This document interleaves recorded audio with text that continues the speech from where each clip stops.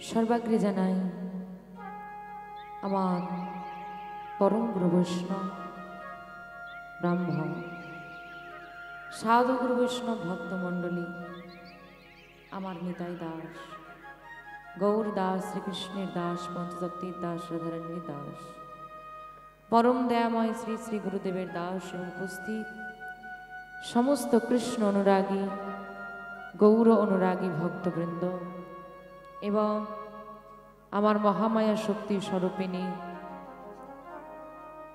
ভক্তিমতী মাতৃবর্গের শ্রীযুগল রাঙা চরণতলে রইল এই জ্ঞানশূন্য ভক্তিশূন্য অধমার অনন্ত কোটি দণ্ডবৎ প্রণতি নিবে।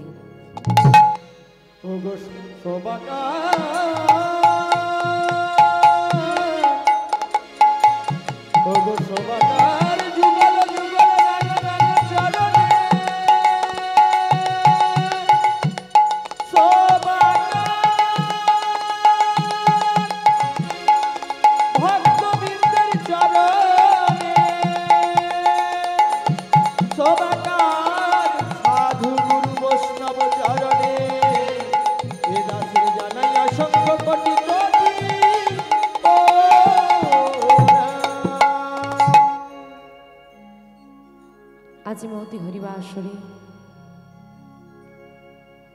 আমরা সবাই মিলে একত্রিত হয়েছি আমার গৌর গোবিন্দের কথা, শ্রী রাধা মাধবের কথা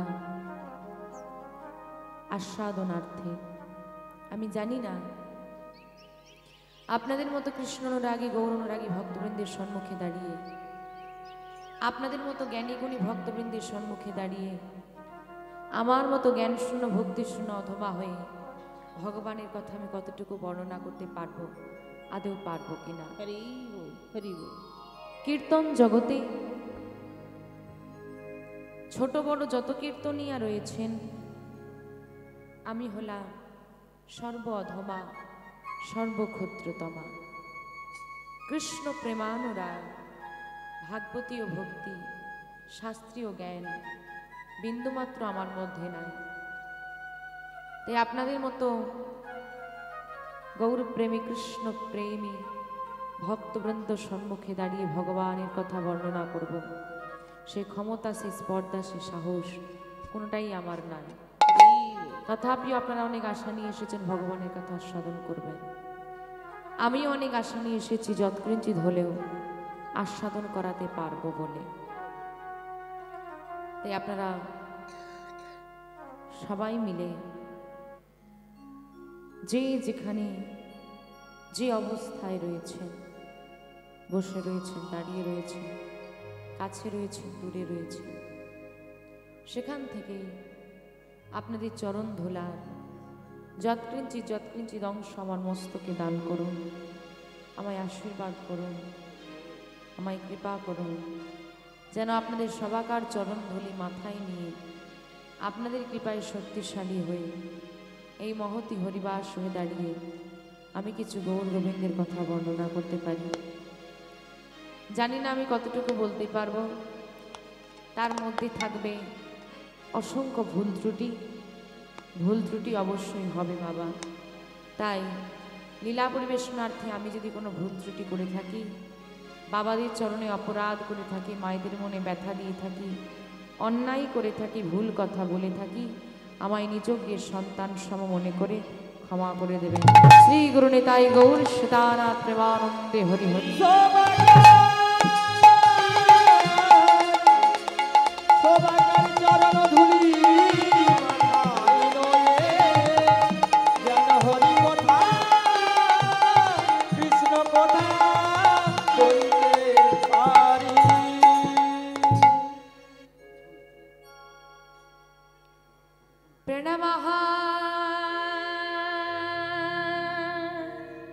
কলিযুগ প্রণম কলিযুগ সর্ব যুগ সর্বযুগ হরিনাম সংকীর্তন जह চাহতে এই হরিনাম হরিনাম যে যুগেতে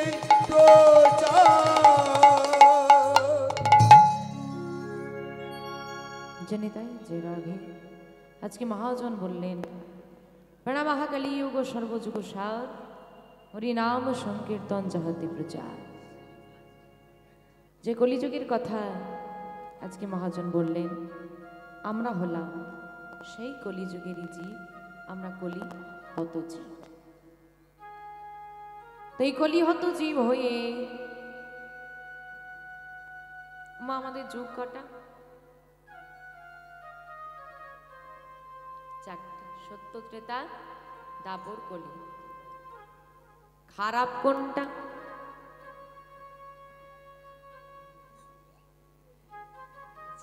হরি বল হরি বল, কলিযুগটাই খারাপ।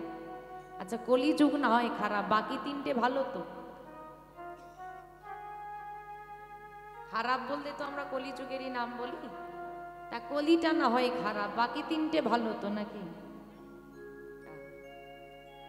মহাজন আজকে বলছেন প্রণামঃ কলিযুগ সর্বযুগ সার হরিনাম সংকীর্তন চাহতে প্রচার। এটা আজকে বর্তমান আমরা মহাজনের কথা আস্বাদন করছি, তার কথা। কিন্তু যদি আমরা বলি কলিযুগটা খারাপ, তো খারাপেরও তো একটা বিচার হয়, কতটা খারাপ, পরিমাণটা কত। তো সেই পরিপ্রেক্ষিতে পদকর্তা তুলসীদাস লিখছেন কলিযুগটা কেমন হবে। কথাটা কিরকম? কলিযুগটা কেমন হবে, কারণ যে বর্তমান পরিস্থিতিটা দিয়ে আমরা অতিবাহিত করে চলেছি, এই বর্তমান পরিস্থিতি কিন্তু আজ থেকে 50 বছর আগেও দাদুরা ধারণা করতে পারেন যে এরকম একটা ভয়ানক পরিস্থিতি আসবে। তো সেই জায়গায় দাঁড়িয়ে আজকে মহাজন শত সহস্র বছর পূর্বে রচনা করছেন এবং তিনি বলছেন কলিযুগটা কেমন হবে, আসতে চলেছে কিরকম সময়টা আসার আগে বর্ণনা হচ্ছে। যেমন শ্রীরামচন্দ্র আসার আগে রামায়ণ রচনা হয়েছে, কলিযুগে এই পরিস্থিতি আসার আগে মহাজন পদকর্তা তুলসীদাস তিনি বর্ণনা করছেন কলিযুগটা কেমন হবে। তাই হয় নয় হবে শব্দটা আমি ব্যবহার করব। কিরকম? সচ কহি তো মারি লট झूठा जगत भोलावे रे गोरस गली गली घूमे भाई रे सुरा बोई ठलो बिकाए रे घर का बहुरी प्रीत न पाओ प्रिचराओ दासी कलियुग तेरा तमाशा देखे दुख लगे और हंसे दुख लगे और हंसे। सच कही तो मारे लाठा, सत्यि कथा যদি বলেছো তো লাঠির মার খাবে। তাহলে তো মার খেতে কে চায়? কেউ চায় না।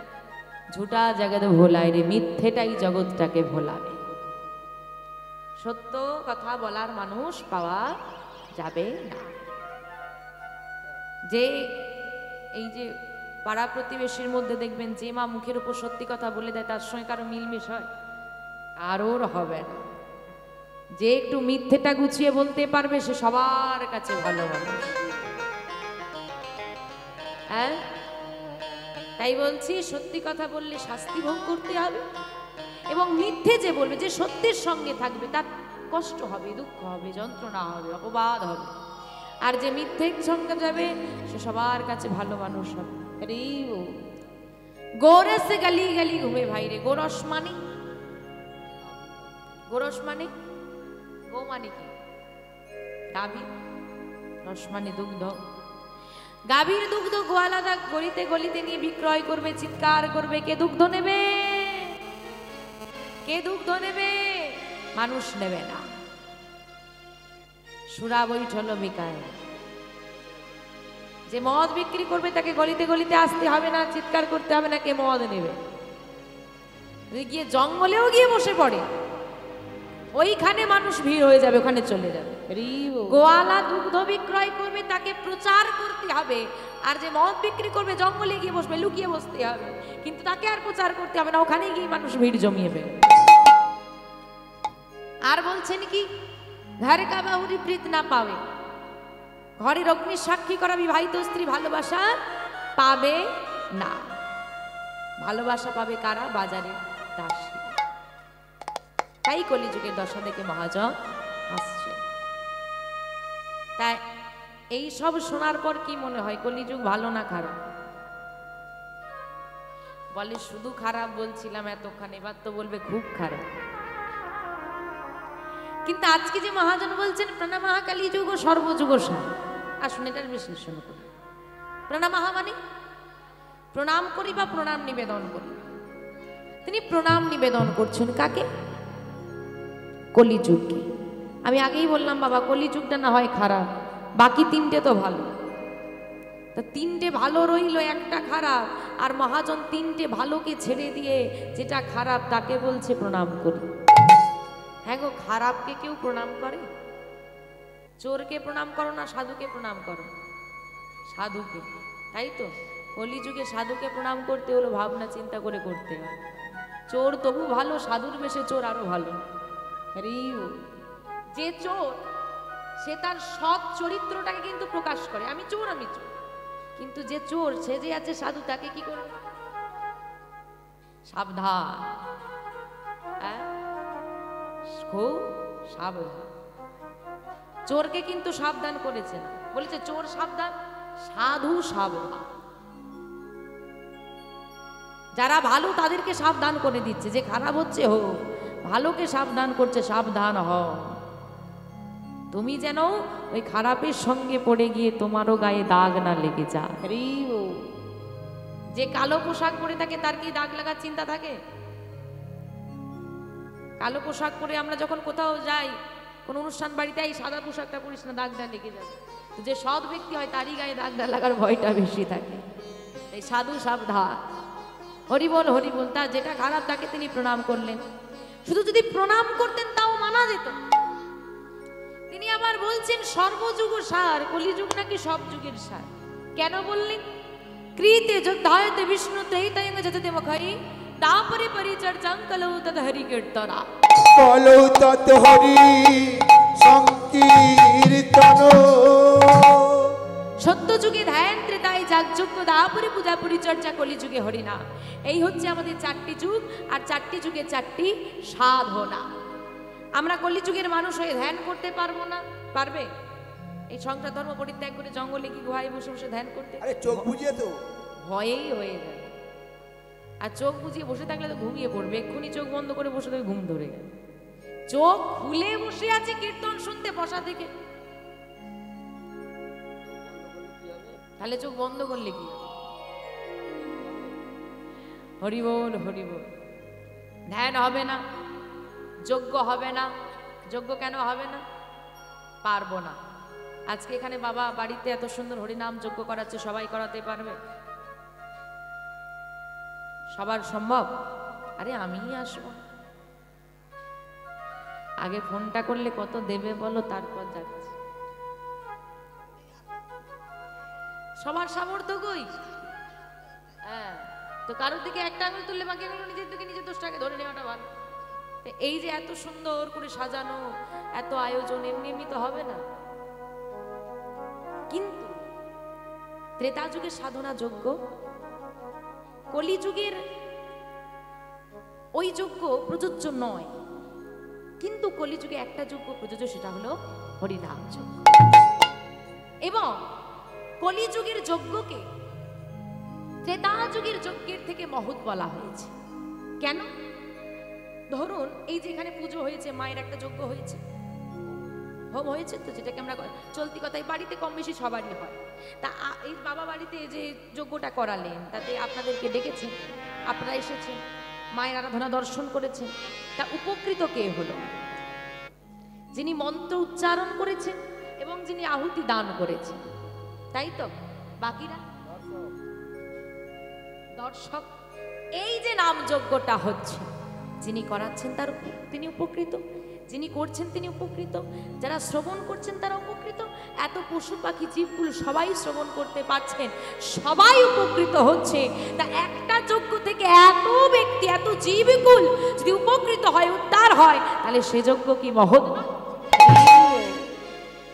তাই বললেন কলিযুগে একমাত্র হরিনাম যজ্ঞ প্রযোজ্য এবং যে যজ্ঞ মহৎ। এলো পূজার্চনা। পূজার্চনাটাও আমাদের যদিও হয় নিঃস্বার্থভাবে আমরা করতে পারি না। ধনং দেহি যশং দেহি বিদ্যা দেহি সব দাও না উপচাগর, এই হচ্ছে বক্তব্য। এবং অপরাধ নেবেন না, সবাই নয়, ব্যতিক্রম অবশ্যই আছে, যিনি পুরোহিত। হিত কথার অর্থ, হিত কথার শব্দের অর্থ মঙ্গল। যিনি পুনঃ মানে বারবার আমাদের ভগবানের কাছে, তিনি হলেন একজন মিডিয়া, যিনি আমাদের সংবাদটা পৌঁছে দেবেন গোবিন্দের কাছে বা ভগবানের কাছে। তিনি মিডিয়ার কাজ করছেন।